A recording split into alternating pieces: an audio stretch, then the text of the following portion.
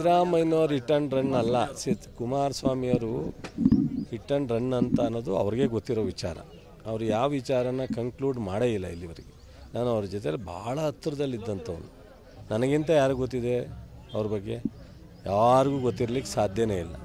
ನಾವೊಂದು 4-5 ಜನ ಇದ್ದೋ, ಅದರಲ್ಲಿ ಅತ್ಯಂತ ರಾಜಕೀಯವಾದಂಥ ಅನೇಕ ವಿಚಾರಗಳನ್ನ ನಾವು ಜೊತೆಯಲ್ಲಿ ನೋಡಿರ್ತಕ್ಕಂಥವ್ರು. ಸೊ ಸಿದ್ದರಾಮಯ್ಯನವರು ಹೆಂಡತಿ ವಾಪಸ್ ಕೊಟ್ಟಿದ್ದಾರೆ. ಕಾನೂನುಬದ್ಧವಾಗಿದ್ದರೂ, ನಾವು ಯಾವುದೇ ತಪ್ಪು ಮಾಡದೇ ಇದ್ರೂ, ನಮ್ಮ 40 ವರ್ಷದ ಇತಿಹಾಸದಲ್ಲಿ ಸಿದ್ದರಾಮಯ್ಯನವರಿಗೆ ಯಾವುದೂ ಕಪ್ಪು ಚುಕ್ಕಿ ಇರಲಿಲ್ಲ. ಇಂಥ ಒಂದು ಸಂದರ್ಭದಲ್ಲಿ ಈ ಅಪೋಸಿಷನ್ ಅವರು ಈ ವಂಚನೆಗೆ ನಮ್ಮ ಪತಿಯವರಿಗೆ ಮಾನಸಿಕವಾಗಿ ಮತ್ತು ಸಾಮಾಜಿಕವಾಗಿ ಹಿಂಸೆ ಆಗಬಾರ್ದು ಅನ್ನೋ ಕಾರಣಕ್ಕೋಸ್ಕರ ಅವರು ಈ ತೀರ್ಮಾನವನ್ನು ತಗೊಂಡಿದ್ದಾರೆ. ಸೊ ಅದಕ್ಕೆ ಹಿಟ್ ಆ್ಯಂಡ್ ರನ್ ಅಂತ ಅಂದರೆ, ಅಥವಾ ಇಲ್ಲ ಇದನ್ನು ಯೂ ಟರ್ನ್ ಅಂತ ಅಂದರೆ ಅದಕ್ಕೇನು ಅರ್ಥ?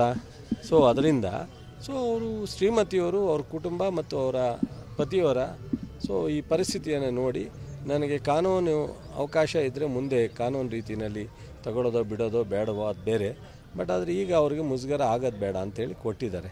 ಅದರಿಂದ ಅದು ಯೂ ಟರ್ನ್ ಅಂತಾರೆ. ಪಾಪ ಈಗ ನೆನೆ ಚಂದ್ರಶೇಖರ್ ಮೇಲೆ ಬಿದ್ದವ್ರೆ.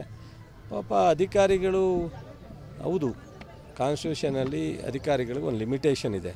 ಹಂಗಂತೇಳಿ ಅವರು ಈ ದೇಶದ ಪ್ರಜೆ, ಅವ್ರಿಗೆ ಏನು ಬೇಕಾದ್ರೂ ಮಾತನಾಡ್ಬೋದು ಅಂತ ಅಂದರೆ, ಅವರು ಸಹ ಕನಿಷ್ಠ ಕಾನೂನಾತ್ಮಕವಾದಂಥ ವಿಚಾರವನ್ನು ತಿಳಿಸಲೇಬೇಕಾಗುತ್ತಲ್ಲ, ಸಮಾಜಕ್ಕೆ ತಿಳಿಸಿದ್ದಾರೆ. ಸೊ ಅದನ್ನು ಅವರು